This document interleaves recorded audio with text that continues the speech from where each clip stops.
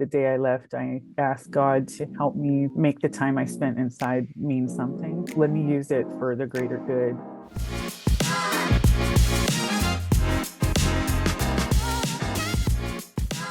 Hello and welcome to our Give, Send, Go, Shine Brightly podcast. We're so glad you've joined us today. We have a really special guest. Amie, thanks for joining us today. Thank you so much for having me. I'm super happy to be here.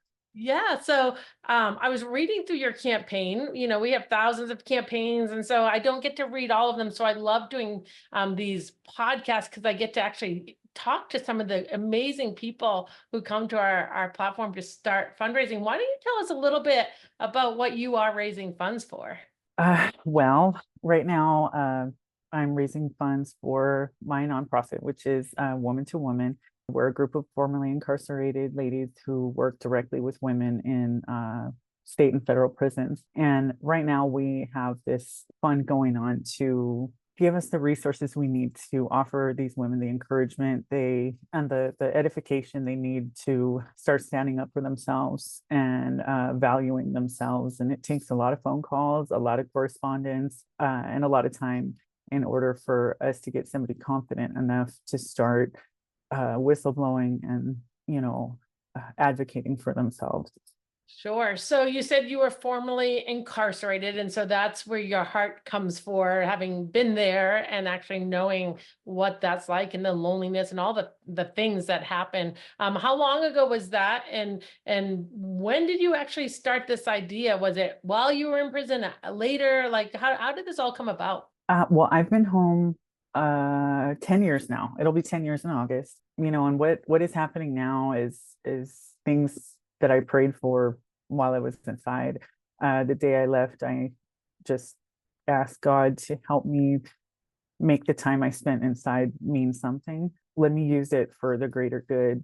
I stayed in contact with a lot of women when I paroled, and I did what I could, helped, with legal things or messages to kids, things like that. But in 2021, things really started to heat up, and I thought, I should just start a nonprofit because there's a real lack of services and resources for women inside and out. And that's when we started. And that at the exact same time, a lot of other things started to happen with legislation, and there was a big shift in the women's prison population. And that's what's causing the women to need so much encouragement right now. So do you go into the prisons? I know you have to build trust, like you mentioned that even in your campaign, as far as building trust. So I would take that means you going and visiting maybe a local prison and going in and meeting with the women and spending some time hearing their story, like things like that. Is that accurate? Yeah, this time last year, we actually all three, my two partners and I were able to go into the prison that we paroled from, Really? which is the Central California Women's Facility in Chowchilla, and it was something we had to do. It was important for us to reconnect. That must Uh, have been hard though, like taking that step back into where you had spent some time. Was that like that first day when you're like walking through security on the other side or whatever? Was that a big deal emotionally? it was surreal. I think all three of us stopped breathing for a few minutes. Especially one of my partners did 25 years and was able to make it out by the grace of God. And it was really, really a big deal for her. And for us to reconnect with people that, we grew up with essentially who are still in there. Um, it was surreal. It didn't feel it was like a dream, but at the same time, it was so healing. It was so rewarding, and it was so awesome to live, a prayer being answered. And I just like feel so unworthy because we had sat on that yard and prayed for this opportunity, and it happened. So we wanted to do that more often, but there are some, security issues going on right now within Yeah, the that's a whole population. nother thing. So I've seen this in the news and it's like mind blowing, but you know what? That's why you don't read the news, because it's all just so mind blowing that this is where we are as a Yes. culture. You, I think, mentioned in your campaign as well that there are men who want to identify as women so that they can get into the women's prisons. Are you actually seeing that? Yes, the legislation was very loosely written by Senator Scott Weiner, and what it's done is provide specific, like, respect, agency, and dignity for a very small sector of the population. And it's created a huge power imbalance because anyone who chooses to identify as transgender is able to request a transfer to the prison of their gender identity. And there's no other requirements outside of self ID. So there's no requirements for surgery, for hormones, for even So presenting it could really now. be a legit man who just says, "Hey, I think I'll have a better time in the women's facility. So I'm going to say I'm a girl. I've never identified as a woman before. I don't go on any hormones or had surgery. I've never even thought about it until right now. I think I would love to be over on the women's side." Like literally that's what can happen. Literally, and the committee who's reviewing these requests, they can't look at criminal history, sexual orientation, or physical attributes as reasons for a denial. So what you're looking at is you know intact male-bodied individuals with a rap sheet like serial rape, and they're able to go directly into the women's general population, which is blended. Women are not separated by security level. So they're all together, weaving baskets and doing Bible studies. And there's people that are coming off of men's death row, men's level 4, going directly into that, sensitive environment. And there's a lot of problems that are stemming from this. And it's been really rough because people, automatically off top, even our own peers jumped crazy and said, you guys are transphobic, you're racist, you're nationalist, you're All the bigots. things. Believe me, don't Google my name. You'll see all of the above, and none of it is true. Uh, No, it's these are you know um desperation tactics, and it can't stop us because we strongly feel that we're going to sound like the Blues Brothers, but we're on a mission from God, and they just can't stop what's coming. so So when you went into prison, obviously you had done something, and your friends that started this, you'd gotten in trouble, gotten caught. Would you have said you had a relationship with God growing up or anything, then went wayward, and then you decided, hey, God, get a hold of my heart, and God got a hold of your heart? Or was it something so foreign you're like never knew God and then he found you? How did that work for you? well, I grew up in Sunday school. Okay. I had Christian conservative values implemented growing up. I was well aware of right and wrong. I just didn't care at some point in my life, and I did end up in prison. And I feel that the Lord is the only way that I was able to make it through those 5 years. But I came home, and my faith really tapered, and I didn't need the Lord because I was home and I was fine. And this is definitely how I'm trying to make up for that in this sense, because it hit me little over a year, maybe 2 years ago, that I started the organization, and I didn't make Jesus the cornerstone. I didn't do it right. So we moved backwards and decided, let's go ahead and rededicate. Let's give this to God and start over. And it's been a real wild ride ever since, but I know that it was the right thing to do. So when you started this organization, you were just like, hey, we know this is a good thing. Like we know what it's like in there. We want to help, but it wasn't necessarily out of your a commitment like, hey, God, use us. It was just kind of like, no, this is a good thing and Yes. we should be doing this. And then God was like, wait a minute. The reason Yes. you are even here is because, of who I am and how faithful I am. So, wow, Yes. that's really cool. So when you go in, like, what does success look like for you? Like, what would success? Because obviously I'm guessing you're not a lawyer. Like, it sounds like you just go in to be a support for these women. So like, what would define a successful interaction for you? Being visible and allowing our peers to know that we're really doing it. We're serious. They are so downtrodden, and there's so many trust issues, from the abandonment to the abuse of the state, that it takes us being visible for them to understand. I'm not kidding. Like, we're really going to write it out, and we're going to help, and we're going to make sure that we course correct this abusive legislation that has them, in a permanent state of hypervigilance. One of the most important things to me was to make sure I got on the local news last time we had a public action. And that was the only outlet that even showed up. It was the local news. And, they were able to see us on the nightly news. And that's the kind of Oh, stuff that's that's great. it's Fighting, awesome. someone's fighting for me is what they probably feel like.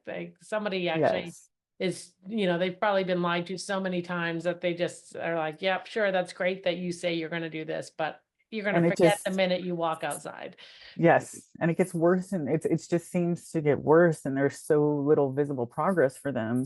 We feels like we're making leaps and bounds, but they can't see it. So it takes a whole different layer of trust building to get them to know we're doing it. Awesome. So you did come on to Give, Send, Go, and you started a fundraising campaign. It's found at the link below, or givesendgo.com/LR fund, LR fund. And it looks like you've raised over $6,000.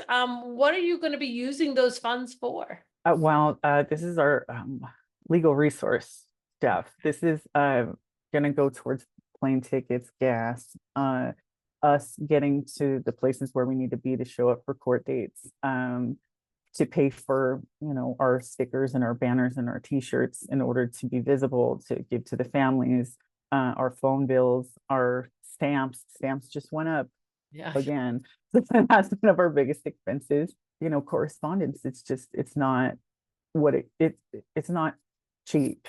It's not cheap. And we send out newsletters. We are in constant communication. So we got to definitely get those kind of things covered. And we're really excited. It just happened so fast with this one. If you're watching this right now and you go, man, I just wish I was in a position where I could be doing this or be a part of this. That is what's so great about Give, Send, Go. We have thousands of campaigns that you can actually be a part of. Maybe you can't go on that missions trip or whatever the situation is, but you can actually give to a campaign and say, listen, I want to help you fund this so that you can show up. I might not be able to get there, but you can show up to court, that you can fight these battles, because God does give us each different things. So, I'm doing Give, Send, Go. I run Give, Send, Go. I can't be showing up to court all the time, but that's just as important, right? So each one of us has our things that God has called us to do. And we love seeing on Give, Send, Go all the different ways people are using us. How did you actually even find us? I was looking for something outside of, the normal platform that people frequently use, Yes. We because don't need to mention I any names, right? don't want to mention any names, but I didn't want to do that. I did not want to go that route. And when I found Give, Send, Go, actually, no, it was one of my Christian aunts.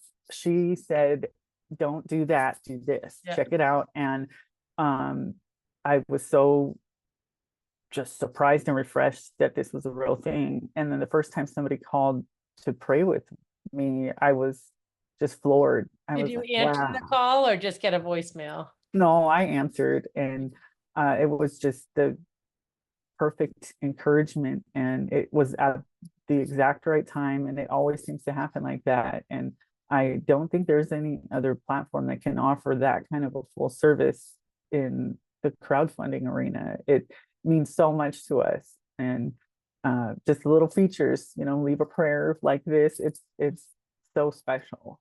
Well, we just understand that money is needed in life, but just like what you're seeing in the prison, right? Hope is really what's needed. You could give these women all the money in the world and they could still end up at the end of their life hopeless, feeling hopeless. And so, Yes. yes, we need to take care of physical needs. And sometimes that's what you need to do in order to get someone to able to actually hear what you're saying. And that is why we started Give, Send, Go, because of that. We said, let's let people raise funds for the important things in life, But let's do it so we can share hope with people. And we do have a prayer team that calls a hope team, we actually call it. And they call and say, listen, I'm reading your campaign. How can I be praying for you? And I want to ask you that question right now. We have people watching from all over the world. How can people now, number one, if you want to support, that's a huge need. Go on, give a donation. You can set up a recurring donation. If you say, listen, I want to pay 50 bucks a month, I'll buy your stamps every month or whatever. You can go and do that and just set up a recurring donation and sow into the lives of this. If you, maybe money's tight for you this month. We see the economy, it's not looking great. Everything's going up. But you go, you know what? I am a prayer warrior. That is just as coveted. Like, go in and press the pray now and send a little message saying, listen, I'm praying for you. That is just, we've heard over and over, people go, listen, I obviously need the money, but to read these messages are like, that's what keeps us going. And so maybe that's where you are today. While you're watching, you're like, I don't really have the extra funds. Go in and find campaigns and be praying for them. Share this campaign, because that That's also so gets more valuable. people knowing about it. And maybe somebody in your area that says, hey, I want to be a part of this. I have a prison, or I that I want to be able to get in. I need some more information. There's so many different ways that you can help with this. And one of them, and this is what I was just asking, how can people be praying for you? And then I want to know how they can contact you if they have questions. We need for our women inside to be protected. Well, generally, everybody inside is just tormented. Satan is so active in the prisons, and we need our elected officials to stand up and, take care of the least of us and make sure that women are not forcibly housed with rapists. And How can people, so that's definitely something we all need to be praying about, but that's even going beyond prayer and stepping into the legislation, right? Like, right. yes, I we mean, but ask we God for need direction. like we need like there's so much going on politically right now. We just need people to pray for the spirit to um hit the places that are open to receiving it, because this is just the most ungodly stuff that we've ever imagined that's happening. So for our continued, steadfast dedication, and for us to just stay sustained, and the prayers and the kind words are really what keep us fueled and going. It's as good as cash, really. And if somebody's sitting here watching this and going, you know what, I'm going to pray about this, but I feel like God wants me to do more. How do people, there's a lot of people that are seeing what's going on in the world and going, I want to make a difference, but I just don't even know. Like, how do you even let Washington know what you think, right? Like, I can vote on election day. And that's Right. 100% very, very important. Vote for people that you align with. But today, is there someone I could call to let them know that I'm disappointed in this, and that I'm opposed to it? Are there things like that that we could do, that anybody listening could do, that help us to take just that extra step in fighting this battle? Well, if you're in California, you could contact Senator Scott Wiener and let him know how you feel. Let him know that you care about the well-being of incarcerated women, and you want to see everybody treated with respect, agency, and dignity, because nobody's winning with this law. Nobody's winning. If you're, not in California, you could contact the Senate Judiciary Committee, the majority and the minority. They need to know that you're in support of safeguarding women in prison and making sure they're not subjected to this kind of treatment. You can even just send an email to your assembly person or your local senator and let them know that this is a problem, because they're not going to care until they know it's a problem. And you can't care about what you don't know about. So conversations, even one awkward conversation, because this is not an easy topic to breach with a lot of people, because they're like, get out of here. It's so bizarre that it's unbelievable. Nobody, for almost 2 years, people didn't believe me. So taking the time out to have that uncomfortable conversation is really restoring a lost voice of one of the women in prison who's living in this nightmare right now. And it doesn't seem like a lot, but it's huge. It's a really big deal. It is a big deal and it does need to be talked about. And we Mhm. can't be afraid of being called names, right? Like if the punishment for me is someone calling me transphobic or whatever they would want to call me, well, that I can deal with that punishment because I know it's not true, right? Like, okay, call me a name.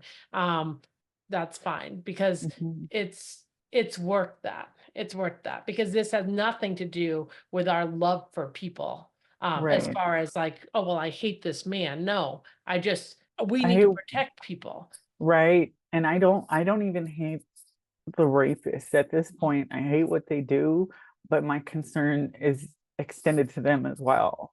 Absolutely. And you're putting them in a place where it's another temptation for them. It's not going to be go good for them in Right. prison with a bunch of women, even if they think that's the best option, right? Like, no, like, There's so no rehabilitation. There's just yeah, no rehabilitation for there'd be no anybody. reason. They just, yeah, no reason for them to get You, help, right. because And we're there's enabling them to continue right. on in the turmoil and disgust that they have inside of them. If we don't get them away and working on some of these things, we instead let them just go in with a bunch of women, which is their issue.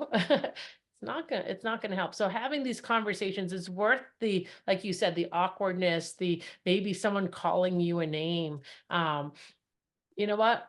We need to speak out. We need to write those letters. We need to be making those phone calls. It really will take a minute of your time.